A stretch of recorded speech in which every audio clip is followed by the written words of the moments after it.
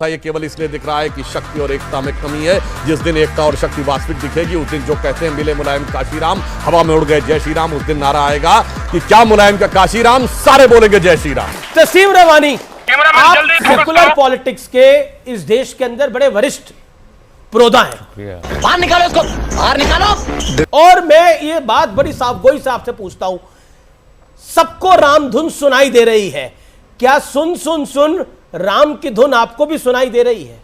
ये बड़ी अच्छी बात कही आप।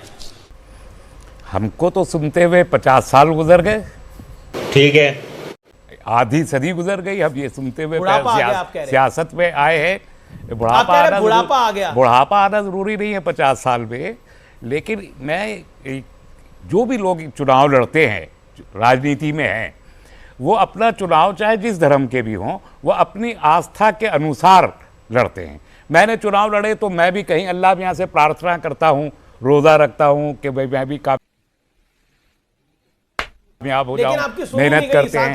तो अगर और लोग भी अभी वो सुन लेंगे ना, आप अपने वक्त पे सुनते हैं, वो मेरे इख्तियार में नहीं है। बात है। वो अब इस तरीके से अगर कोई और भी अपनी आस्था के अनुसार, अब राम में आस्था तो बहुत लोगों की है इस देश में, करोड़ों, हाँ करोड़ सैकड़ों करोड़ लोगों की आस्था है, वो भी अगर जाते हैं तो बपौती किसी एक की नहीं हो सकती। ये पॉइंट बढ़िया, बपौती किसी एक की नहीं हो सकती। दूसरी बात ये जो मेरा सवाल है सब लोगों से, पूरे देश से, मर्यादा पुरुषोत्तम रामचंद्र जी एक आस्था का स्रोत, धार्मिक व्यक्तित्व हैं, या वो जो भी आप उसको नाम देना वो हैं, या एक राजनीतिक शख्सियत हैं, क्या हैं? नहीं, अभी और सुनिए।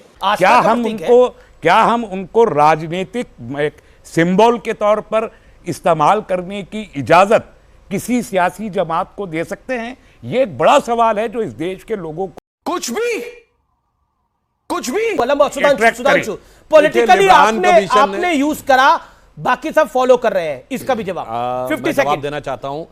हमारे एजेंडा में तो वो तब से था। अब इन्होंने कहा 86 की बात, कितनी सीटें थी उस समय हमारी? शायद दो थी। तब भी राम हमारे एजेंडा में थे और 303 पे भी हैं। जिस समय हम शुरू हुए थे जनसंघ के रूप में 1951 से आज तक थे, राम हमारे लिए राजनीतिक मुद्दा नहीं है मान्यवर, समझा? चुनाव की तो बात ही छोड़ दीजिए, राम इस देश की संस्कृति, इस देश की पहचान के प्रतीक हैं, और मैं कहूंगा मानवता की पहचान के प्रतीक है। इसलिए राजनीति के साथ कौन जोड़ता है, मैं उसका जवाब देना चाहता हूं। चुनावी अभियान की शुरुआत, शायद रहमानी साहब एक बात या तो ध्यान नहीं रही या जान के उसको घुमा गए, 1989 का लोकसभा इलेक्शन, उसकी शुरुआत स्वर्गीय राजीव गांधी जी ने अयोध्या से राम का नाम लेके राम राज्य के नारे के साथ की थी, चुनावी अभियान की शुरुआत। तो हुआ क्या? वो करा तो सही, लेकिन कांग्रेस उसके बाद कभी फुल मेजॉरिटी से आ नहीं पाई सत्ता के अंदर।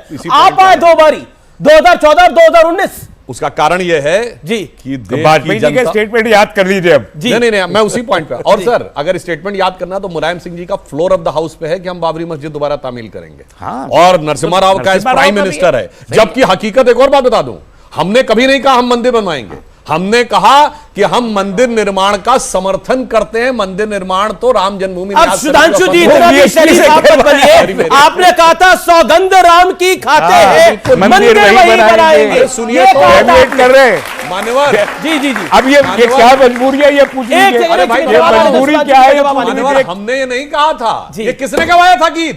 महंत अमरनाथ जी ने।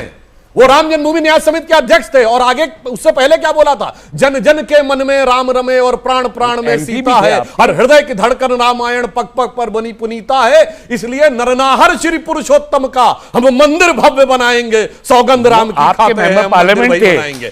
तो मैं इसलिए कह रहा हूं, अरे भाई बात तो सुनिए, मगर अंतर क्या है?